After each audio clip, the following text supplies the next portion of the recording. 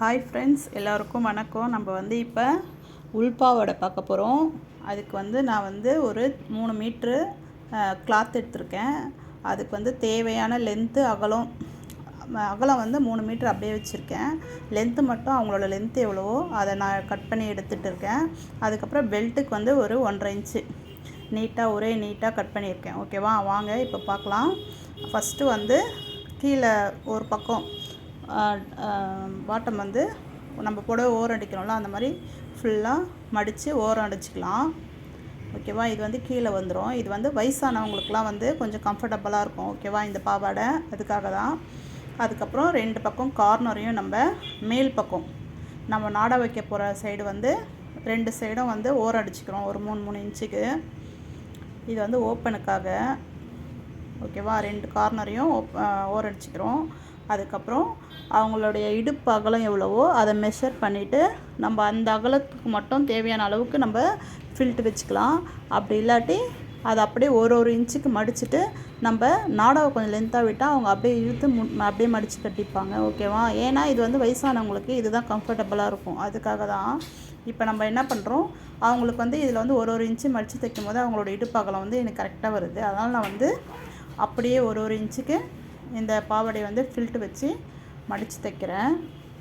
இந்த மாதிரி நம்ம ஒரு இன்ச்சுக்கு ஃபில்ட் அப்படியே மடித்து வைக்கணும். இது வந்து பிகினர் வந்து ஃபஸ்ட்டு இப்போ கற்றுக்குறாங்கல்ல, அவங்களுக்குலாம் வந்து இது கொஞ்சம் ஈஸியாக இருக்கும். ஓகேவா, இந்த மாதிரி ஃபுல்லாக நம்ம ஃபில்ட்டு வச்சுக்கலாம். நான் வந்து பெல்ட்டுக்கு வந்து ஒரு 1.5 இன்ச்சு மட்டும் நீட்டாக ஒரே நாடா அப்படியே ஃபஸ்ட்டில் ஸ்டார்டிங்லேருந்து லாஸ்ட் வரைக்கும் வர மாதிரி லென்த்தாகவே கட் பண்ணி வச்சுருக்கேன். ஓகேவா, அதில் வந்து ஒரு தேவையான அளவுக்கு நம்ம கட்டுற அளவுக்கு கேப்பு விட்டுட்டு நாடாக்கு மெஷர் விட்டுட்டு அளவு ஒரு 6 இன்ச்சு அளவுக்கு நான் விட்டுட்டு மீதி வந்து அவங்களுடைய ஃபில்ட் எடுத்துருந்தோம்ல அது மேலேயே ஒரு கைடு அளவுக்கு அப்படியே ஒரு தையல் போடுறேன். அப்படியே என்னுடைய சேனலை சப்ஸ்கிரைப் பண்ணுங்கள். சப்ஸ்கிரைப் பண்ணாதவங்க சப்ஸ்கிரைப் பண்ணுங்கள், ஷேர் பண்ணுங்கள், கமெண்ட் பண்ணுங்கள், பெல் ஐக்கானை கிளிக் பண்ணுங்கள். ஓகே, அப்படியே ஃபுல்லாக நம்ம இதை மடித்து தைச்சிக்கிறோம். தைச்சிட்டு ரெண்டுடைய லென்த்தும் ரெண்டு கார்னர் லென்த்தும் கரெக்டாக இருக்கான்னு பெல்ட்டு பார்த்துட்டு அதை அப்படியே மடித்து தைச்சிக்கிறோம். ரெண்டுத்தையும் உள்ள ஒரு 1/4 இன்ச்சு மடித்து 2ஆக மடிச்சுக்கிறோம். ஓகேவா, 2ஆக மடித்து அப்படியே அடிமான தையல் போட்டுட்டு படிமான தையலில் 2 பக்கமும் 2 டைம்ஸ் போட்டுட்டு அதுக்கப்புறம் நல்லா ஸ்ட்ரைட்டாக அதை ஃபோல்டு 2 பக்கமும் ஃபோல்ட் பண்ணி உள்ளே வச்சுட்டு அதை அப்படியே ஸ்ட்ரைட்டாக ஒரே தையலாக போடுறோம். ஓகேவா, இது வந்து ஃபஸ்ட்டு ஸ்டார்ட் பண்ணுறவங்களுக்குலாம் வந்து ரொம்ப ஈஸியாக வரும். ஃபஸ்ட்டு இதெல்லாம் ஒன்று தைச்சிட்டு அதுக்கப்புறம் நம்ம பெருசாக தைக்கும் போது ஈஸியாக இருக்கும். ஓகே, அப்படியே நம்ம அந்த மேலேயே அந்த கார்னரையே இன்னொரு ஃபோல்ட் பண்ணி அப்படியே வச்சு தைக்கிறோம்.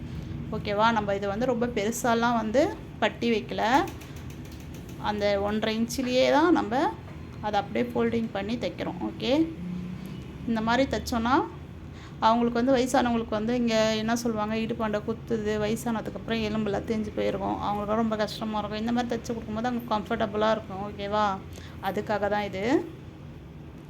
நல்லா அந்த 2 கார்னரையும் படிமான தையல் போட்டுட்டு அதுக்கப்புறமா அப்படியே ஸ்ட்ரைட்டாக அந்த நாடாவை தைச்சிடலாம்.